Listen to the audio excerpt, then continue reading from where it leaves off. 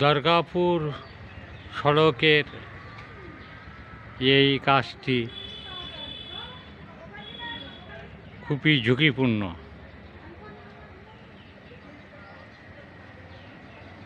200-300 বছরের আগের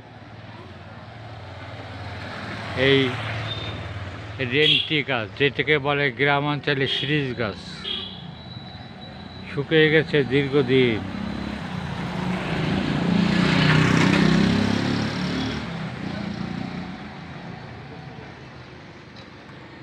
এই গাছটি পড়ে যে কোনো সময় বড় ধরনের দুর্ঘটনা ঘটতে পারে। আপনারা এই সড়কটি দেখছেন, দুর্গাপুর সাতক্ষীরা সড়ক।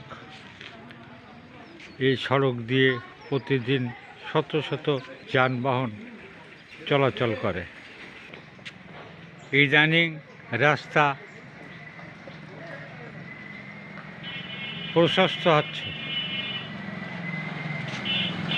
গাছের অবস্থা খুবই খারাপ, গোড়া নিচে পোকায় খেয়ে গেছে।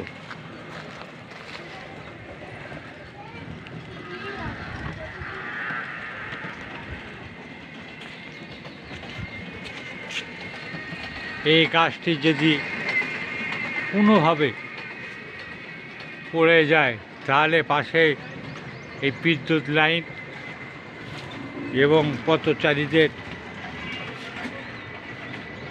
জানমালের ঝুঁকি আছে। আমরা আগেও এই গাছটির ব্যাপারে আমাদের এই দুর্গাপুর প্রতিদিন পেজের মাধ্যমে ঊর্ধ্বতন কর্তৃপক্ষের দৃষ্টি আকর্ষণ করার চেষ্টা করেছিলাম। জানি না ঊর্ধ্বতন কর্তৃপক্ষের দৃষ্টিগোচর হয়েছিল কি না, তাই আমি পুনরায় আবার এই গাছকে নিয়ে প্রতিবেদনে আপনাদের সামনে উঠে যাচ্ছি। পাশেই দেখেন প্রাথমিক বিদ্যালয়, আবার এখান থেকে 200 গজ জুড়ে দুর্গাপুর কলেজিয়েট বিদ্যালয়। মোটামুটি কথা, দুর্গাপুর এটি হচ্ছে প্রাণকেন্দ্র। প্রাণকেন্দ্রের মাঝখানে এরকম একটা আত্মঘাতী গাছ বলতে পারি, আমরা বলতে পারি এই গাছটাকে আত্মঘাতী।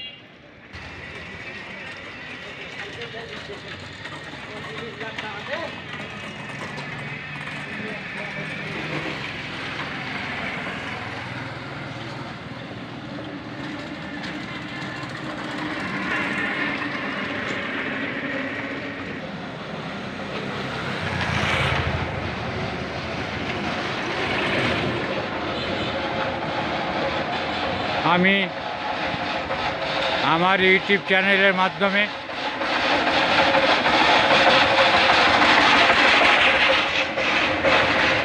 ঊর্ধ্বতন কর্তৃপক্ষের দৃষ্টি আকর্ষণ করছি, যাতে খুবই তাড়াতাড়ি এই গাছটা, এই রাস্তার মাঝখান থেকে এই গাছটা অপসারণ করা হয়। এটি শুধু আমার কথা নয়, এটি হচ্ছে দুর্গাপুরবাসীর প্রাণের দাবি। দুর্গাপুর প্রতিদিন ইউটিউব চ্যানেল ও পেজ একটি প্রচার মাধ্যম।